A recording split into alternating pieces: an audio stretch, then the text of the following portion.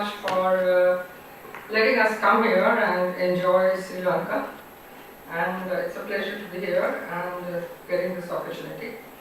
I'm going to take you back to a very different topic, which is issues in learning disorders. And since I'm a consultant in China and also in clinic, so during the past 10 years now, we have a lot of experience in specific learning disorders. And to just let you go through this definition so that you have a little background to what are learning disorders. So we're going to talk about learning disorders, the specific learning disorders, and it's a group of disorders, neurodevelopmental disorders, which manifest as persistent difficulties in learning to efficiently read, dyslexia as we commonly know, write, dysgraphia, or perform mathematical calculations, dyscalculia, despite having normal intelligence. That is very important to know. Conventional schooling, intact hearing and vision, adequate motivation, and social cultural opportunity. We have to exclude all these things. The various kinds of learning disorders, dyslexia, dyscalculia, dysgraphia, and there are a lot of associated deficits, which may be auditory, which may be visual processing deficit, which may be a non-verbal learning disability, or it may be executive function deficit. So, specific learning disorders, I'll just give you an introduction to what these different disorders are in a very brief way. What is errors in oral reading, omissions, substitutions, distortions, addition of words and parts of the words, slow reading rate, hesitation, loss of place, reversal of words, deficits in comprehension, you read something but you don't understand it, inability to recall facts, inability to draw conclusions, and use of general knowledge as background information rather than information from that particular story. If you talk about dyscalculia, it is failure to understand concepts of basic particular arithmetic operations like plus, minus, division and multiplication, failure to recognize numerical symbols, failure in carrying out standard mathematical calculations, and difficulty in abstract concepts, difficulty in problem sums, and similar kind of things, inability to recall schedules and sequences, and also past or future events. If you talk about specific spelling disorder, we all know what a spelling disorder is. Illegible handwriting, inconsistencies in writing, prints, cursive writing, upper and lower case, irregular size, slants, whatever. Unfinished words, omitted words, mirror images, very commonly known. And coming to the issues now, which was one of the things that has been evolved out of these my experiences with learning disorders. We have seen about 250 cases till now, and there are some of the issues. The first issue is in assessment. The second issue is in language problems and teaching methods. The third issue is in general lack of awareness. And the fourth issue is emotional problems or parental difficulties. And the fifth one is the government policies. Let's come to the first one, issues in intelligence testing. We all know that before we really assess for learning disorders, we have to assess the children for intelligence. Now, when we talk about intelligence testing, prior to the testing, we have good intelligence test in India, which is the Mullins Intelligence Scale for Indian Children, which is adapted from WISC. And this test evaluates verbal and performance intelligence. And the differential profile of the child we'll come to know on various subtests, which gives an idea about what are the difficulties and what are the deficits. So this is a fairly comprehensive test that we do. What are the issues? The test presently that is in use, it needs revision in terms of content. Secondly, it lacks validation because the tests are being used have norms which are outdated. IQ gives us a statistical numerical value which is prone to subjectivity on the part of the administrator. For example, examiner A calculates the IQ of a person to be 68 and examiner B calculates the same IQ of the same person to be 74. Brings drastic changes in the interpretation, leading to long-term implications in terms of misdiagnosis and labeling. 68 indicates mild mental retardation according to ICD-10 and 74 indicates borderline intelligence, which means implications being fairly large. Performance on intelligence test depends on a number of individual variables: mental set, physical condition, noise, anxiety, state of the patient, state of the child, etc. The test measures performance in verbal areas, and some children will perform better in verbal and other in verbal area. What are the lacunae? When we are, after the intelligence test, we are assessing the children by a standardized battery, which is meant for specific learning disabilities.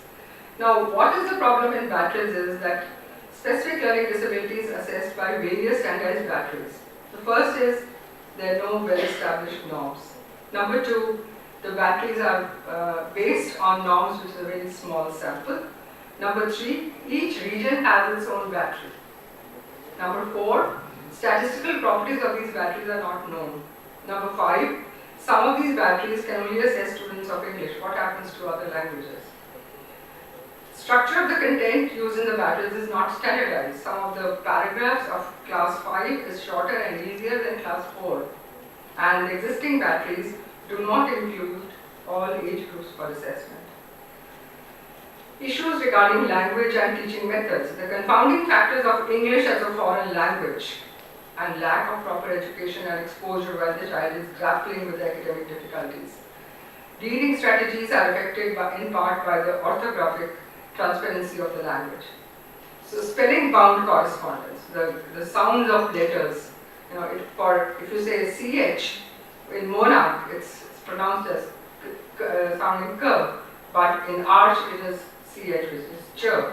So these kind of confusions create problems in the child. Issues regarding language, multilingual social context in India. We have so many languages. Everybody has a regional language, a mother tongue, and English, and maybe another one. So children have a difficulty to study through a medium other than their own mother tongue. So it becomes extremely difficult. And this is a language-based disorder. So is it occurring in all language or only in one language? When was the child enrolled in school? What was the preschool exposure? So many factors. Literacy support at home. All these factors will affect his acquisition of the language. The parameters for adequate instructions. Where are the parameters? What is the quality? What is the social opportunity? What is the check? An urban child enrolled in the school may have a better support and another child in a rural school may have less support. And sometimes the teacher attributes it to learning difficulties to a language problem. And sometimes they come and tell us that it is only in one language, which is not really the really known thing. The challenges faced with respect to remediation and management are no less daunting. Our education system, with its overwhelming emphasis on rote learning rather than application, is ill-suited for the child with LD. Rote learning is a result of examination-oriented teaching with far-reaching detrimental effects, especially in the development of language. Teachers are not trained to deal with the children with learning disorders. And the phenomenalization of the Indian scripts under the influence of phonic method of the West, the sound system. In India, mainly the lectures and blackboard method of teaching is used. This poses difficulties for children with auditory or visual processing problems, lack in multisensory teaching methods, lack in adequate visual auditory cues, and reading programs developed in the West are not suitable in the Indian context. Extreme focus on academics, high expectations of parents and teachers, lack of encouragement to nurture the development of other talents other than studies, lack of alternate systems of education, no standard developmentally appropriate preschool curriculum, and less privileged socioeconomic homes do not have exposure to language, so their own inhibitions. Social schools insist on correct answering skills right from the book, and children does not develop any independent expressive skills. There are a lot of issues regarding the school bag. Teachers are not trained in teaching methodology, and schools are not evaluating the children verbally. Those children who can't write well, they are not being evaluated. And there is a lack of special educators. General lack of awareness among the general public. Parents are happy that the child is going to school, but what he really is doing in school is not nobody's business. And despite progress, there is still a general lack of awareness about SLE in a large majority of Indian schools. There's lack of empathy about the disorder amongst educators and officials, so that they tend to confuse mental retardation with learning disorders. Dropouts are never assessed and reasons never analyzed. There's no meeting point. There's no liaison between two institutions. LD, as all other developmental problems, is both a health and educational issue.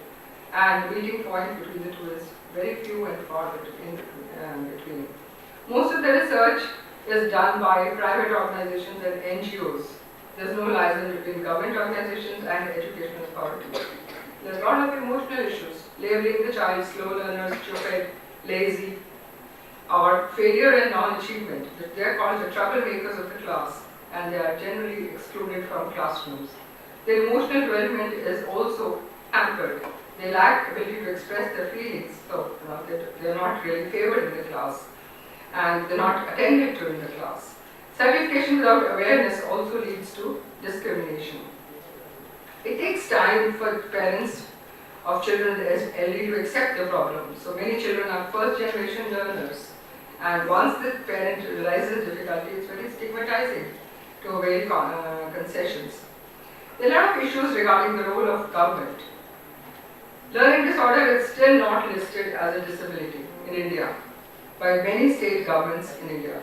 No law which mandates that the schools should provide remedial education, and confusion among the lawmakers as how to distinguish between students dropping out and not being able to learn due to intellectual disability. And there's an overlap between students with mental retardation and intellectual disability.